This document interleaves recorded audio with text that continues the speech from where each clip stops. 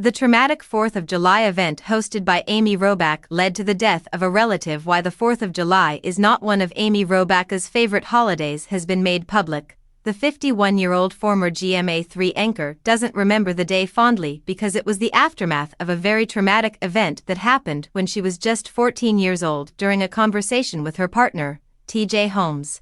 On the most recent episode of the Amy and TJ podcast, Amy talked about the horrific day that she and her uncle were struck by lightning. Amy said that the terrible event changed the 4th of July for us and that it ultimately led to her Uncle Jack's death. Amy recounted the agonizing day, saying, "So the 4th of July is always.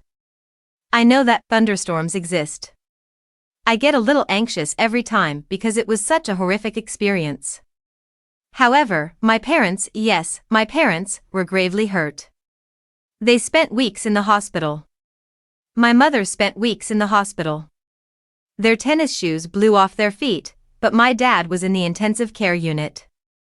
It was necessary to tear off their garments. My dad had to have CPR administered on him," she continued. "And in the end, my Uncle Jack passed away. My parents were blasted away as they stood close to him, and he was leaning on the tree that the lightning had struck.